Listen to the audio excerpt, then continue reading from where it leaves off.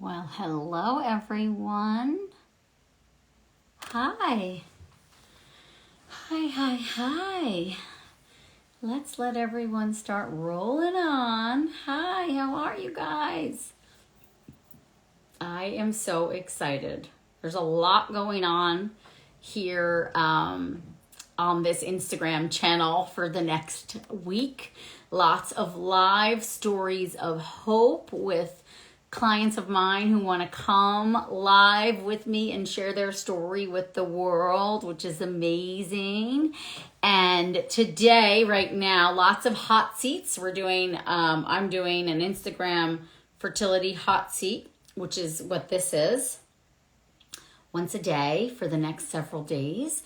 And so what the hot seats are is someone in the audience requests to join me live.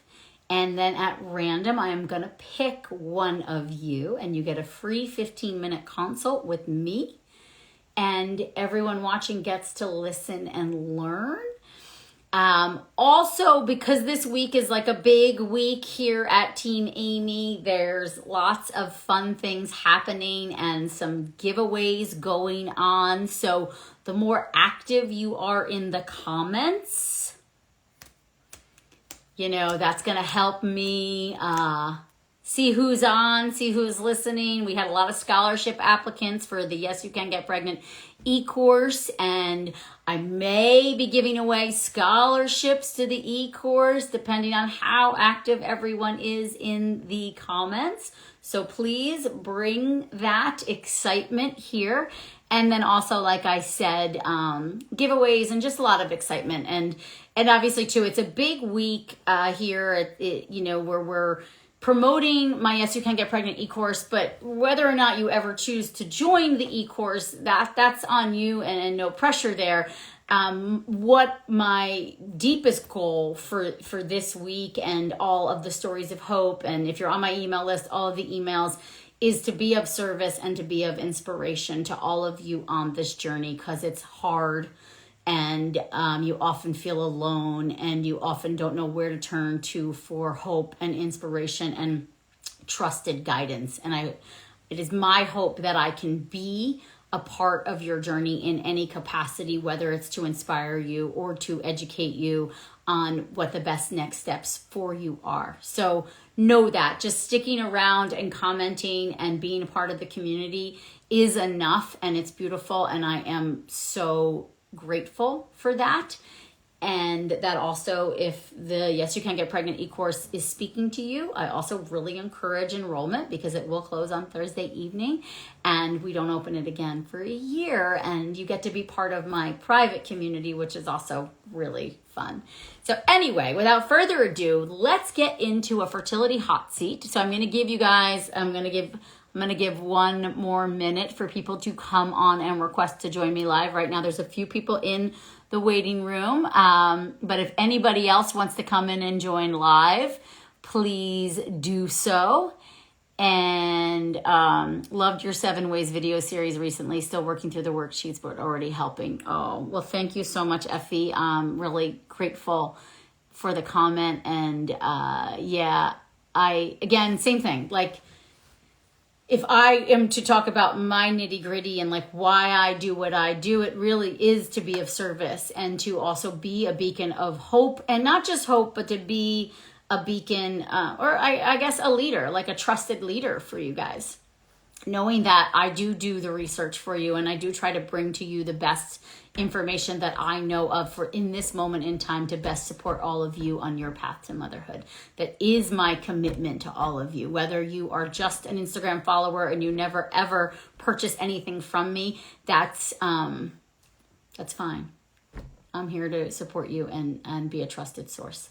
Okay, now we got people. So this is not a live Q&A. There will be one of those later in the week. I see someone submitted a question, but I'm not going to be taking questions. This is going to be a fertility hot seat where I'm going to pick one of the people in this waiting room right now to come on live with me and share their story so you can all learn and listen, but be active in the comments. That really helps me figure out who I'm going to give stuff away to. Stephanie, thank you. Let's see.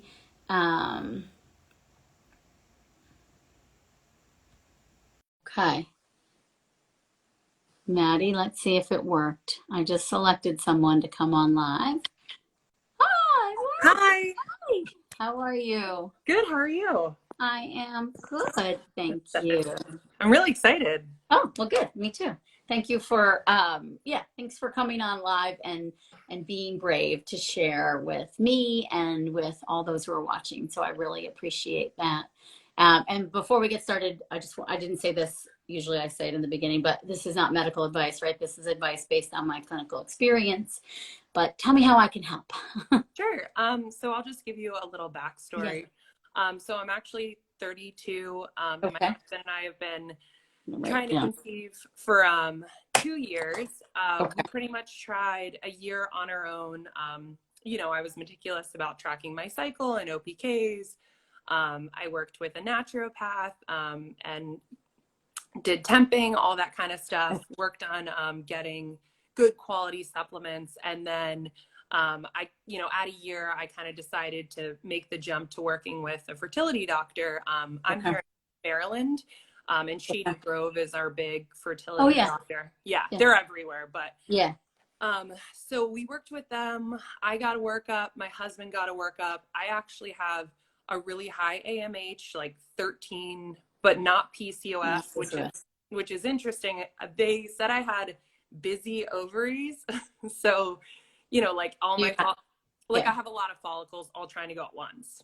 But no signs of insulin resistance or anything like that. No Nope. other. Okay. All that was fine. My husband ended up getting tested and he did have male factor. It wasn't terrible. And to be honest, his first semen analysis was fine, Okay. um, a little on the lower side. And then he is an HVAC tech, so he works over the summer and things started to get worse. Ended up being Interesting. a varicose seal issue. So Okay. we had that surgery. We did 3 medicated cycles, 4 IUIs. And after he had the surgery, things were exponentially better. So we Okay. did 2 IUIs after the surgery and still no luck. And, they were like, everything looks great. And so April, I think it was, we actually pulled the trigger for IVF. And to be honest with you, I was super hesitant because I was like, I didn't feel like we were candidates for IVF, Yeah. but, in a clinic, they're very much so like, okay, you do this and then, Yeah. you're on Next to the step. next. Next step. Yeah. Yeah. Yeah, so we did a round in May and things went well. We got 4 blasts, 4 embryos. We did not do any genetic testing because they were like, Yeah. we don't So yeah. Yeah. yeah. And then we did a fresh transfer, which unfortunately failed. And then we did a frozen transfer in July, which also failed. So we were kind of like, okay, let's do another retrieval, get everything tested, and go from there. So we did. And the second, I actually got your egg quality book and I started doing that in July. Just, I wasn't very strict about it, but I removed Right. some dairy, some gluten. I very organic, the best that I can, clean ingredients, been obsessed with like getting rid of seed oils and stuff like that. Good. And my second retrieval was great. We got double the amount of eggs. We had 7 embryos. 4 came back normal. 1 was like a low mosaic, which they consider normal. Well, fine Yeah. now. And then an abnormal and a high mosaic, which, they don't want to use. Yeah. So we're gearing up for, I took this month off to do some testing like an ERA, Right. Okay. Alice, ERA. Anything else? yeah, the ERA, the Emma Alice, and Receptiva. So to look for endo, Yeah. because they've never, I that I know of have had symptoms or anything like that. So yeah, we're took this month to do that, and then we're hoping to do another transfer. But honestly, I'm just trying to, you know, Prepare for that. Yeah. yeah, do everything I can. And just, this is kind of a weird thing. 2 years ago, my husband and I had got the OG COVID. And right after that, I had horrible GERD, so bad that I ended up having to go to the hospital. So I've kind of been simultaneously working on my gut health, nonstop for the past 2 years. And I've definitely got it under control, but a piece of me have always been like, oh, is there just an overall inflammation issue? And Yeah. Yeah. you know, I feel like I'm trying to do everything I can, and I just, you know, just try Okay. to cover the And bases. so tell me like about health in general. So the GERD, does that seem to be triggered by anything, or what makes it better? What makes it worse? So I don't drink caffeinated coffee anymore. I just do decaf, but I honestly don't, because coffee is a big one. Okay. Unfortunately, anything tomato based, which was hard to give up because I love tomatoes. Yeah. A lot of nightshades. I've really Yeah, I was going to say nightshades are so common, by the way, as triggers yeah. for so many people. Okay. And dairy, that was a hard one because obviously I just love Yeah. cheese. And so I've really given up a lot of that. And that's been really helpful. But it really is hard because there will be days where I'm eating so clean, so good, barely anything else. And then I have it, you know, and it's just, it sucks. And what do you take when you get it? What makes it better? So I honestly, I don't take any omeprazole or anything like Yeah. that because I tried to get off that. I'll take a Pepsid every once in a while, but I really try to avoid it and just kind of, you know, if I have a little bit of an episode, let it happen and then kind of, you know, kind of move forward throughout the day. But Are you taking any digestive enzymes? I am not. That's Okay. I do L-glutamine and a probiotic. What's it called? Renewal that I really like. Okay. And then my acupuncturist recommended I gotta look what it is, but it was oh, I can grab it. But so those are really the main things that I've been taking. Like, what about other like fertility supplements, prenatal? yeah, so I do ubiquinol, CoQ10. Well, I'm not doing that right now because You don't need it. Yeah. But I'm doing liver pills that you had recommended, fish oil, a prenatal NFH. It was one that was recommended to me by my naturopath. Okay. Vitamin E because I'm gearing up for a transfer,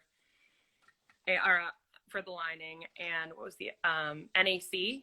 Mm-hmm. The other one because I kind of switched things up for transfer. Okay. And how much of the fish oil are you taking?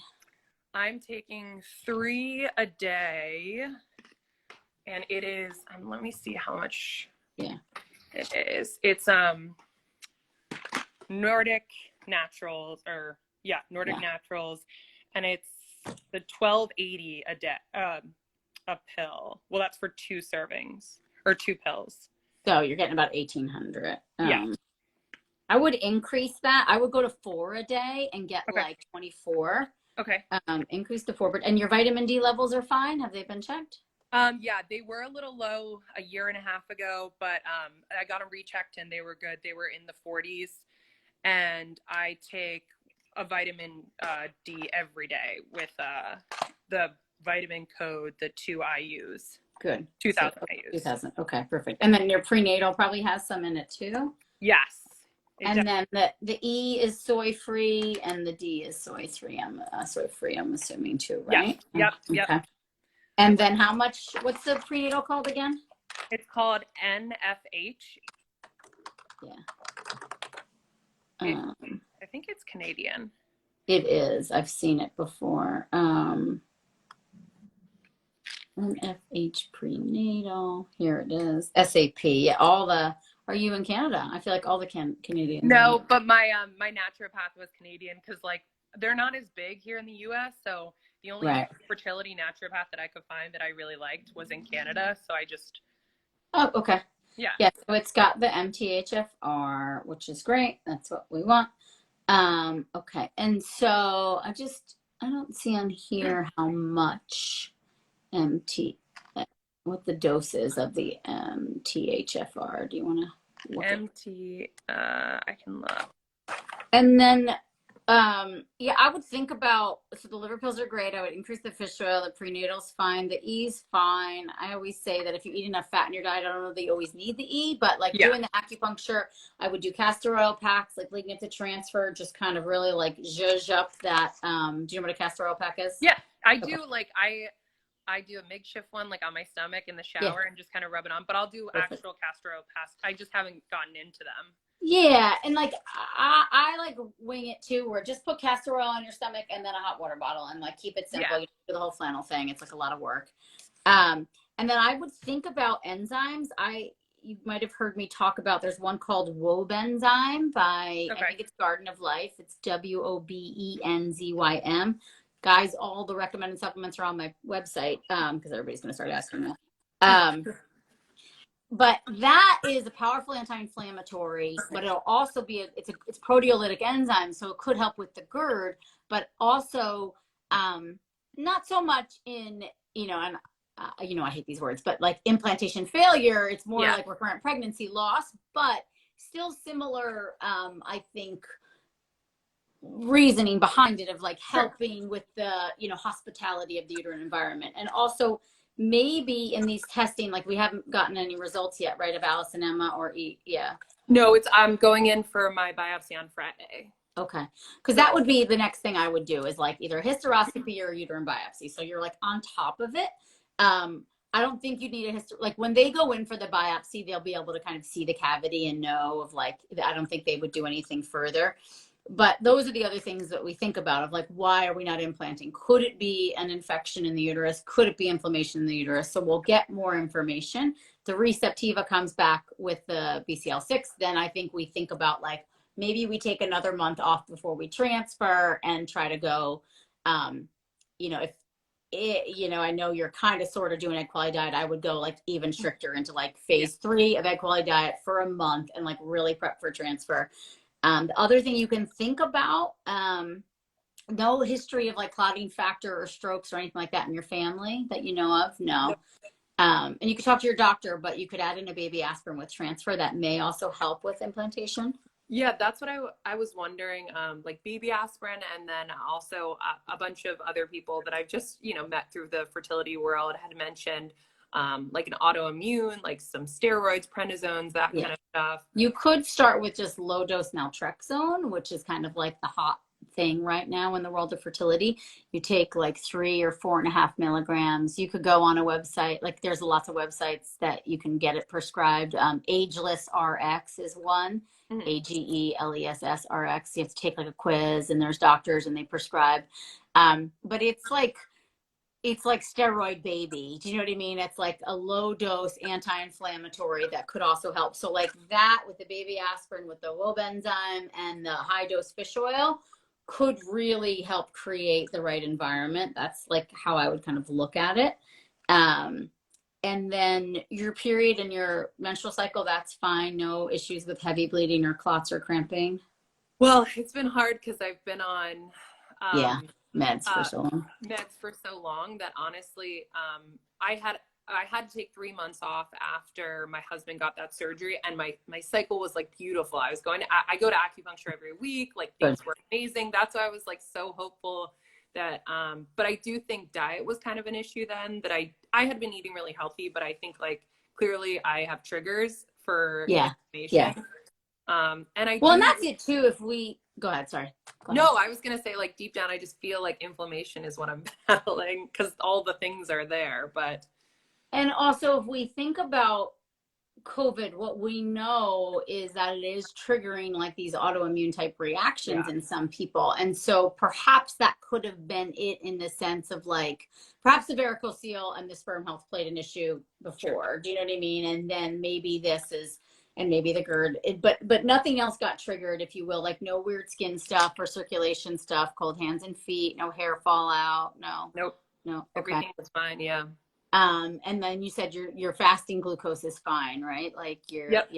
Okay. And I made them check everything again like a year later, just because it's funny. My fertility clinic, obviously they're very like strict by the books, but our doctor is awesome. And if I'm like, hey, can we try this? She's like, okay. She's very open. I love which it. Is really nice. Yeah, I would. I just lost my train of thought there.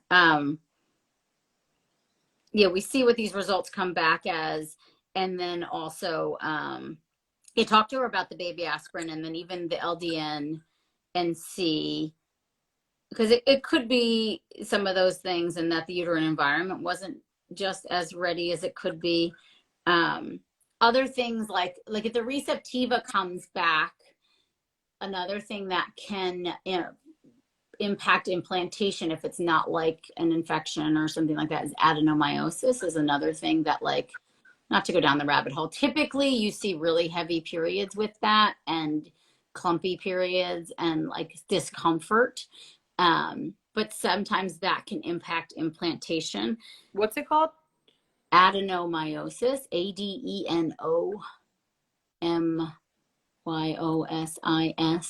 Because I have had uncomfortable periods recently, but I also feel like that's the yo-yoing of like birth control. Yeah. You know, All the back. IVF, like yeah.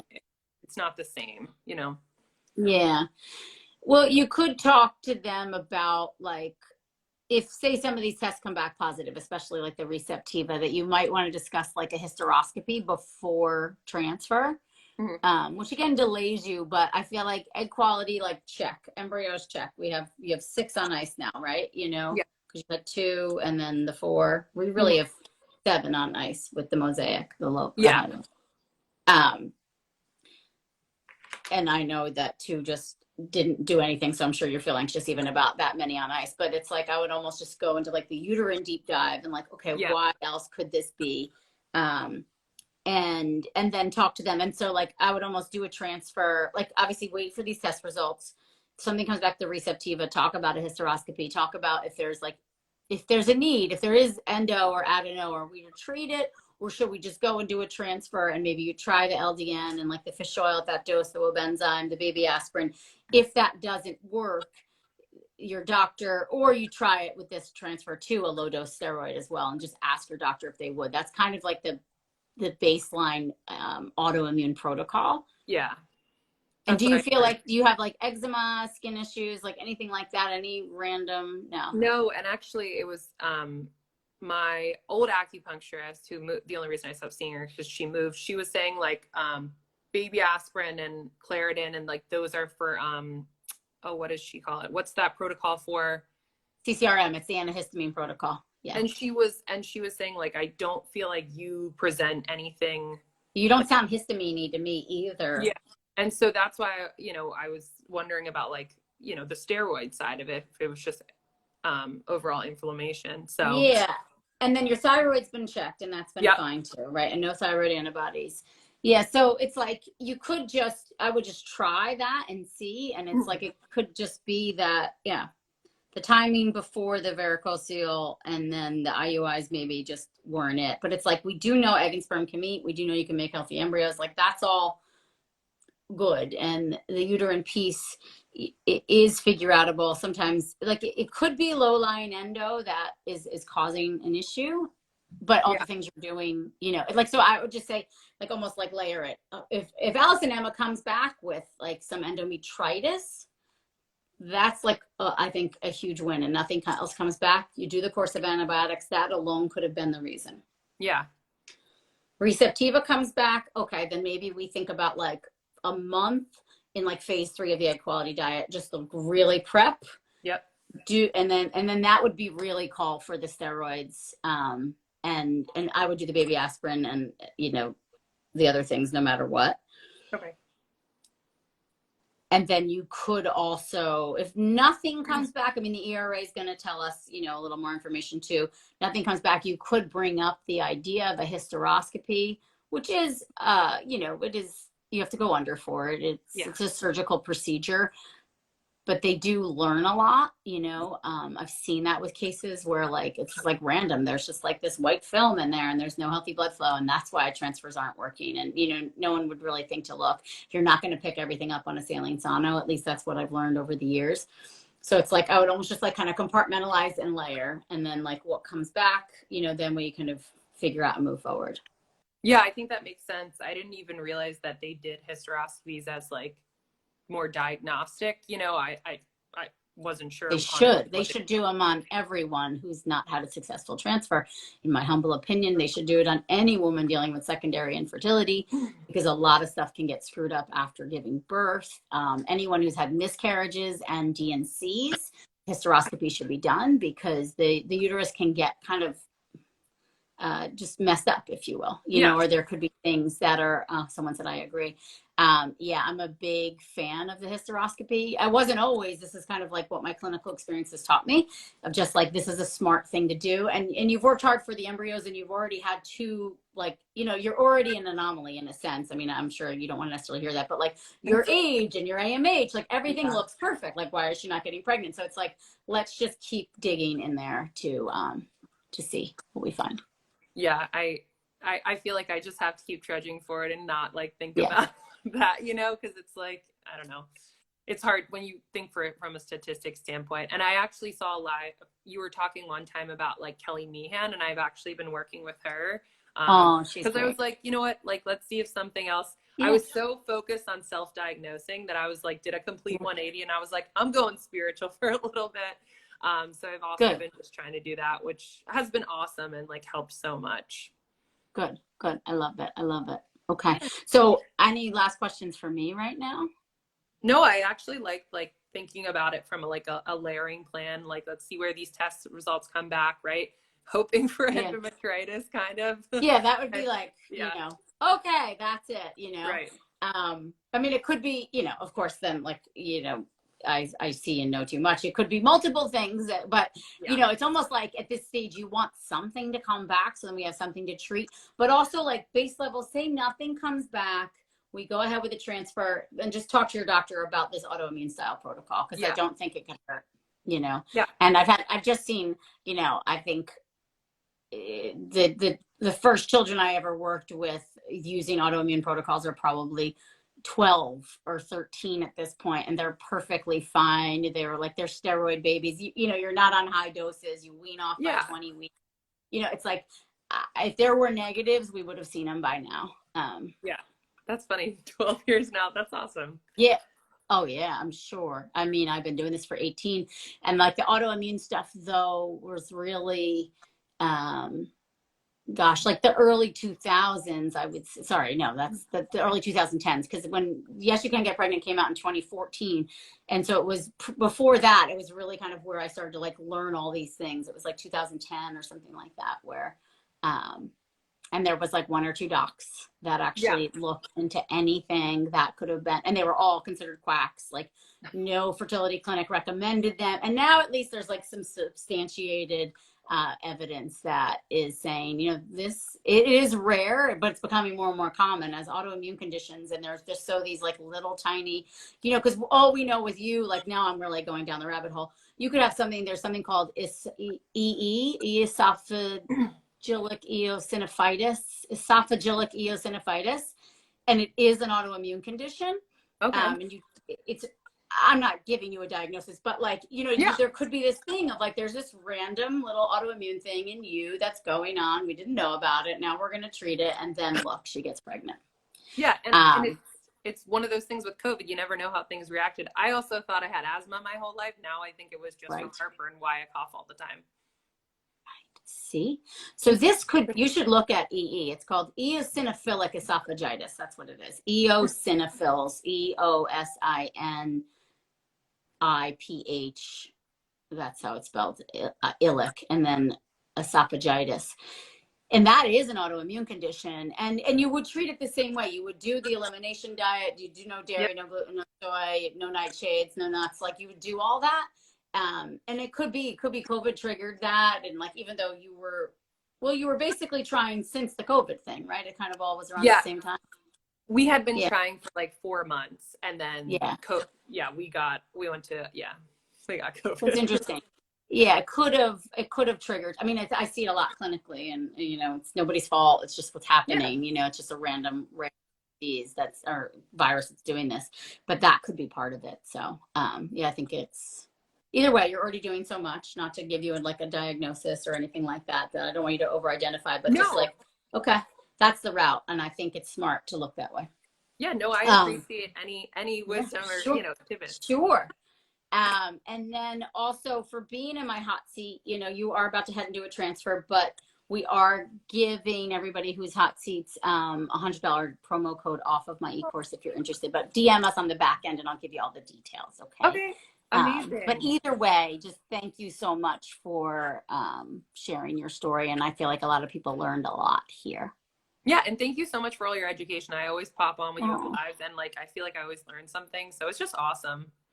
oh, well, thank you. It means a lot. I mean, that's what I was saying before. Like, I really do it just to, why Yeah. not spread the knowledge? Like, let us all be empowered and ask the right questions so we can get to the root of this as quickly as possible. No, absolutely. And Thank the you so much. suffering, right? It's a long journey. Yeah. Absolutely. Yeah. Okay. Well, good luck, Maddie, Thank you. and keep us posted, and yeah, and then I DM will. us on the back end if you're interested in checking out the e-course, and I'll share the promo code with you. Okay. Okay, great. Thanks so much. Okay. Thank you so Bye. much. Go Have a good one. bye. You too. Um, okay, I'm gonna let you hang up, and then yeah. So Maddie left. I thought that was a really good one. Um, I'm just looking for team. If you're on, you need to email me, not text me, because I can't check my text messages. If there is anyone on here for potential, I want to just see. Let us see. Let us see. Hold on.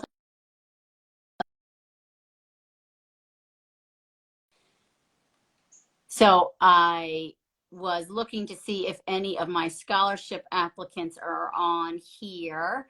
That we could. This was fantastic. You guys are so sweet. Oh, you just sent an email. Okay, great. I didn't see it. Okay. Oh, okay. I'm confused. I did not. Okay. Um, okay. Oh, so I'm not giving away. Well, so anyway, so for all of you that want more giveaways, what you need to do is tomorrow when I do the hot seat again, I want you to come on and request to join me live. And then you too will get access to a discount for the Yes You Can Get Pregnant e-course. And later tonight, I am doing a live story of hope where I'm going to give away an Yes You Can Get Pregnant e-course scholarship. So that's happening at 7 p.m. Eastern time. So same thing, come on, be really active in the comments. Let me hear you, let me see you. And you are up for grabs. By doing that, you will be up for grabs for winning a scholarship to the Yes You Can Get Pregnant e-course, which if you guys want to check out what the e-course is between now and tonight, you can go to my website, aimeeraupp.com/yes. We are open for enrollment right now until Thursday evening, 11:59 p.m. And what it is basically a college course that I teach on everything you need to know about fertility. It's a major deep dive into everything I know to best support all of you. Plus, you get access to an incredible community where I go live and basically, I do a Q&A every single week in our private community with the students of the e-course. It's, I think it's the most value of the e-course. And you guys are sweet. Thank you so much for all you do. You've given so much of a hope. Your diet is life-changing. Well, thank you. Thank you. So yeah, if you want, basically what I think the e-course is